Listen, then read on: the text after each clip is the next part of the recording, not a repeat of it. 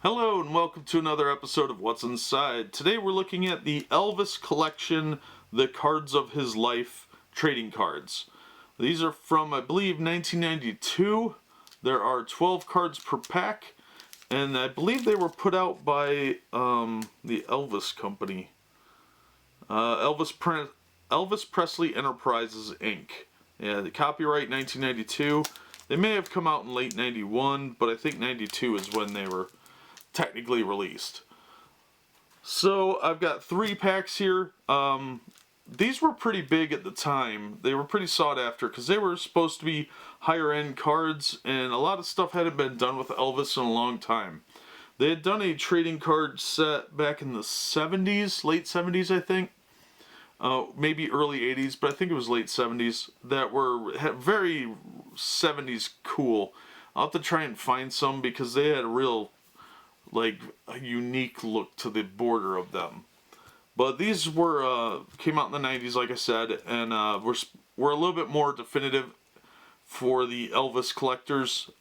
They came out around the same time as the Elvis stamps, I want to say, but my memory might be slipping on that one.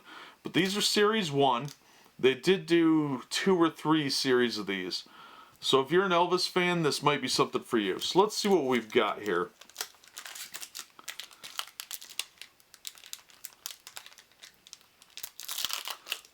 The foil packaging is actually really nicely done. These are nice and sealed still. Alright, so our first card is Elvis 68 Comeback Special, card number 410. That should tell you how many might be in here. And here we've got Elvis with Richard Nixon, card 312. That's a very famous photo. Then we've got Graceland, which is card number 204. And we've got card number 70, which is Elvis's military uniform. The Wertheimer Collection, card number 283. Alfred Wertheimer was hired by RCA to photograph their new recording artist, it says on the back. They discouraged him from shooting too much expensive color film. Worried that Elvis's career might last only 6 months, RCA insisted that black and white shoots would suffice. As a result, there are few color photos of Elvis in the Wertheimer collection.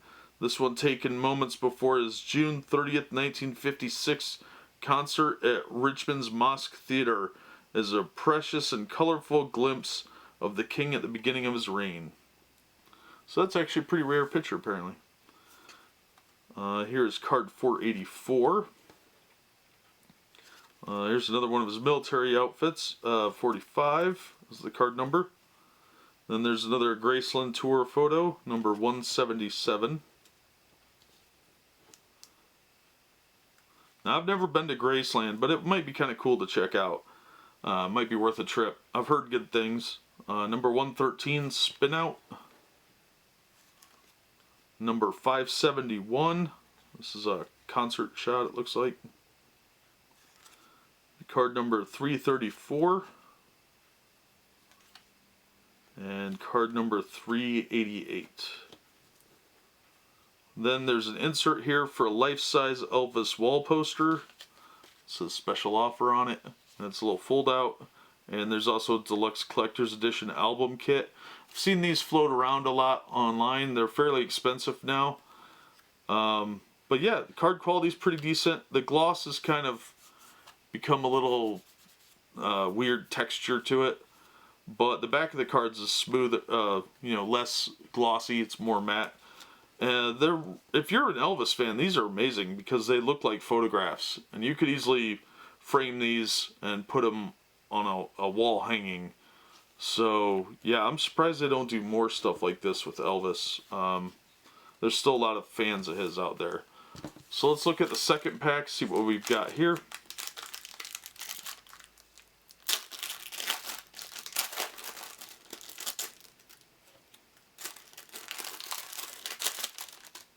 I really like these foil packs. They do help preserve it quite a bit. Yeah, the insert this time has the Elvis stamp on it. And that was a big thing back in the 90s, those Elvis stamps, because there was the argument over, do we want young Elvis or do we want older Elvis? And there was a lot of brouhaha about that. Plus, it was only 29 cents, which was fairly expensive at the time. That was a big deal that they had the Elvis stamps. So the inserts are different, so be aware of that. If you're trying to collect these, the inserts are at least a little bit different. Alright, first up we have card 247, card 520, then there's card number 90, which I think is from one of his movies, 457,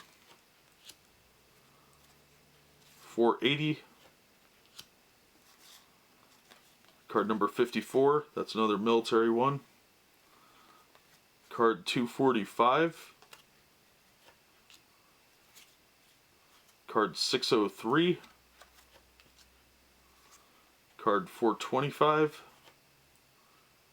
And now, from what I've heard, these caped outfits that he's got were inspired by Captain Marvel, the old Fawcett character that they call Shazam for legal reasons.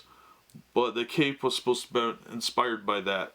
I don't know if that's true or not, but it's an interesting story nonetheless. We have card 16, card 388, and card 334. Alright, let's look at pack number 3.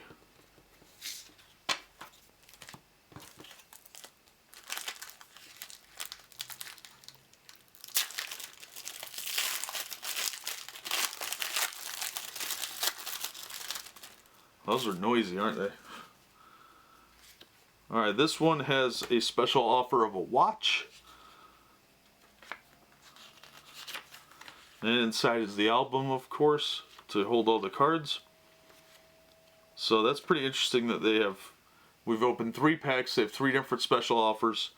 So if you open more packs, because there's a lot of cards here, you would probably get a whole set of these eventually. But yeah, there's quite a few cards. There's over 500. Here's 554. So there's at least that many. There's 254. There's 401. 609. 192. Card 63, another military one.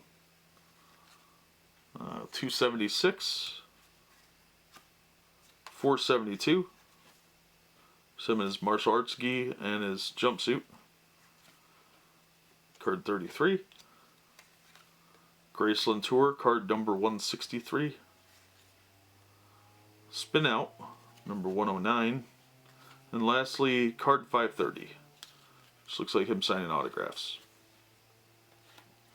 Now these are definitely a must for Elvis collectors. Like I said, you could easily frame these, and because they look like photographs, you could frame them in a nice mat and have them on display. They've held up pretty well for being, 25 years old? I'm pretty impressed with that. Some of them do feel a little, like, texturally a little weird from being so old and the gloss starting to go. But overall, not bad. They're pretty nice cards. They were probably even better back then, being brand new. The problem that you will notice is that because these are matte, on the back the edges tend to give a little bit, so there'll be a little bit of white flecking around the edges where the color is starting to go a little bit. But it's not that pronounced, and I've seen a lot worse. But yeah, as far as cards go, these are pretty decent quality, especially for being so old. But that is the Elvis Collection, the cards of his life. They give you kind of an idea of what you can expect in the booster packs, or the trading card packs. Sorry, I'm used to saying boosters. They're pretty nice cards. If you're trying to collect them though, there are over 600 cards. So you'll need a box, not a plastic case.